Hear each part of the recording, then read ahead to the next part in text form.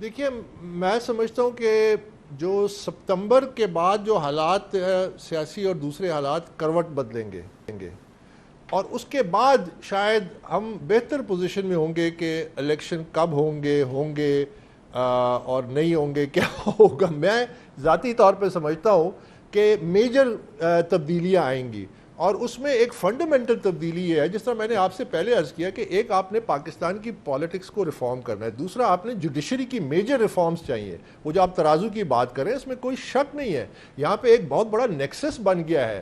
یہ جب آپ کو یاد ہو 2007 اور 2008 کی جو تحریک تھی ججز کی بحالی کی، اس میں کیا نعرے لگے تھے؟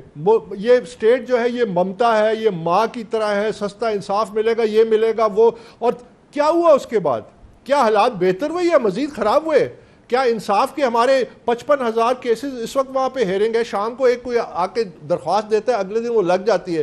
ججز اپنے سینئر موسٹ ججز خود عدم اعتماد کا اظہار کریں لکھ کے، تو دیر از اے سیریس ایشو جوڈیشری کا اس پہ، لیکن جب آپ سپٹمبر کی بات کرتے ہیں وہ لانگ ٹرم تو ریفر کرتے ہیں عدالت عظمیٰ میں ہونے والی امپورٹنٹ تبدیلیوں کو، کہ جس میں جو کرنٹ چیف جسٹس ہے انہوں نے جانا ہے، وہ آؤٹ گوئنگ ہے، پھر انکمنگ چیف جسٹس ہے انہوں نے جو ہے اپنے عہدے کو سنبھالنا ہے۔ تو آپ یہ سمجھ رہے ہیں کہ اس سے تمام تر مسائل حل ہو جائیں گے، اور الٹیمیٹلی وہ جو Imran Khan chairman P T I کا سائیڈ لائن ہونا اور پھر نواز شریف صاحب کا واپس آنا ہے، اس کی راہ بھی کھل جائے گی؟ آپ یہ دیکھ رہے ہیں؟ دیکھیے میں کبھی بھی یہ نہیں کہوں گا کہ مسائل کا حل یہ ہے کہ ایک سیاسی رہنما کو اس کو بین کر دیا جائے یا اس کو جیل میں کہتا ہوں انصاف لاگو کریں۔ وہ اگر ڈیزرو کرتا ہے، 70 پیجز کا فیصلہ الیکشن کمیشن نے دیا 2 اگست 2022 کو، جس میں پاکستان کی تاریخ کا سب سے بڑا فائنینشیل فراڈ ثابت ہو چکا ہے، سزا کیوں نہیں دیتے؟ یہ وہ سوال، اگر اس نے جو دوسرے جرائم کیے اس پہ سزا دیں، اس کو سیاست سے مت جوڑیں۔ آپ نے قانون لاگو کرنا ہے، اور سب سے جو پاورفل ہوتا ہے اس میں سب سے زیادہ if it is that open and shut تو پھر کیوں نہیں ہو رہی سزا؟ آپ نے کیس 2014 سے لڑا ہے، میں نے آپ کو بتایا نا کہ آپ کا جو دیکھیے آپ کا جو اس وقت نظام ہے یہ میں اسی لیے آپ نے صحیح بات کی جو سپٹمبر کے حوالے سے تبدیلیاں، یہ اس وقت جا کے حقیقت سامنے آئے گی کہ کیا ہم نے ان ایشوز کو ابھی ایڈریس کرنا ہے اور یہ جوڈیشری کو ریفارم کرنا ہے، اور اس کے بعد یہ جو سارا معاملہ ہے جو چلتا آ رہا ہے۔ دیکھیے پچھلے 6-8 مہینوں میں انصاف کے تقاضے نہیں پورے کیے گئے، انصاف کا جنازہ اٹھا ہے، ایک دفعہ نہیں کئی دفعہ اٹھا ہے۔ میں تو 8 سال سے بھگت رہا ہوں، میں تو 200 میں نے پیشیاں بھگتی ہیں، 13 ریٹ پٹیشنز بھگتی ہیں، میں تو فرسٹ ہینڈ جانتا ہوں۔ میں 4 سال اسکروٹنی کمیٹی میں الیکشن کمیشن کے ساتھ بیٹھا ہوں۔ آپ الیکشن کی بات کرتے ہیں، الیکشن کمیشن کے میں جو بیٹھتا تھا اسکروٹنی کمیٹی میں تو اکثر تو ہم ادھر ادھر کی باتیں کر رہے ہوتے تھے، کیونکہ اسکروٹنی تو ہو رہی نہیں تھی، وہ تو آخر میں جا کے ہوئی۔ اگر میں آپ کو وہ ساری انسائڈ ڈیٹیلز بتاؤں جو شیئر کرتے تھے اباؤٹ الیکشن، دیکھیں نا امپورٹنٹ فیصلہ الیکشن کب ہوں گے، فیصلہ الیکشن کمیشن آف پاکستان نے کرنا، اور پارلیمان نے الیکشن کمیشن کے ہاتھ مضبوط کر دیے جن کے بارے میں آپ یہ گفتگو کر رہے ہیں۔ اکبر صاحب میں آپ پہ دوبارہ آتا ہوں، نہال صاحب آپ کا کوئی کامنٹ، پھر مجھے بریک پر جانا ہے۔ میاں صاحب واپس کب آ رہے ہیں سر؟ کیمپین چلائیں گے خود آ کر کے انشاءاللہ تعالی۔ میں سن رہا تھا جو آپ اکبر صاحب سے بات کر رہے تھے، عمران خان سے کوئی فرق نہیں پڑتا ہمیں۔ عمران خان نے 4 سال میں اینٹ سے اینٹ بجائی، اور نواز شریف صاحب نے اپنے چند سالوں میں پاکستان میں ہر طرف اینٹ بچھائی، کہیں پہ موٹر وے، کبھی ایئرپورٹ، کہیں پہ بجلی گھر۔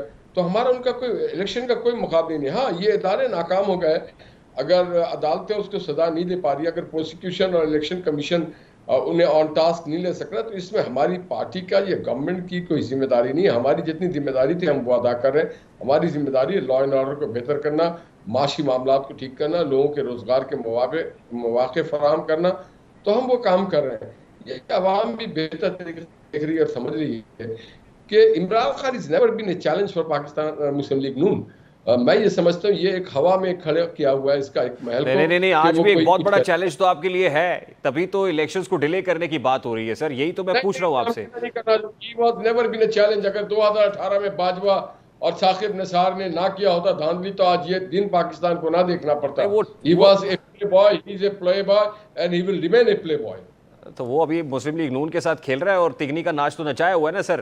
میاں صاحب واپس کب آ رہے ہیں؟ میرا بڑا سادہ سا سوال ہے, یہ کیا اس سے مشروط نہیں ہے کہ پہلے chairman P T I side line ہوں گے تو اس کے بعد میاں صاحب کا راستہ کھلے گا؟ اور ایک پلان بی بھی ڈسکس ہو رہا ہے, ایک پلان بی بھی اس وقت ڈسکس ہو رہا ہے. وہ پلان بی یہ ہے کہ میاں صاحب واپس آئیں گے, اور ظاہر ہے جب آئیں گے تو ان کو جیل تو جانا پڑے گا نا سر, کیونکہ کیسز ہیں. پھر جب وہ کلین چٹ ملے گی تو پھر الیکشن یا الیکٹورل پروسیس کے لیے ریڈی ہوں گے نا. ریحان بھائی, اس میں دو باتیں. میاں صاحب سالوں جیل میں رہے ہیں, عمران خان کی طرح جیل سے بھاگے نہیں ہیں. عمران خان کی طرح ان کو جیل سے خوف نہیں آتا رہا. وہ بیٹی کا ہاتھ پکڑ کے آتے ہیں اور سیدھا اڈیالہ جیل جاتے ہیں. مگر آپ کا نظام کیا کرتا رہا؟ میں سمجھتا ہوں کہ آج یہ شرم کا مقام ہے پورے پاکستان کے لیے کہ ایک شخص کو سارے نے بے قصور ثابت کر دیا. ہر گلی سے کوچے سے آواز آ رہی کہ نواز شریف کے ساتھ زیادتی کی گئی. اس کے بعد بھی وہ از خود نوٹس نہیں لے رہے ہیں, اس کے بعد بھی وہ سو موٹو نہیں لے رہے ہیں, اور وہ لیں اور لے کر کے اپنے بینچ بنائیں اور کہیں کہ جی ہمارے جو ساتھیوں نے زیادتی کی تھی وہ قرار واقع ان کو سزا دی جاتی ہے. I have to take a very quick short break. بہت بہت شکریہ آپ کے وقت کے لیے. اکبر صاحب ہمارے ساتھ موجود ہیں.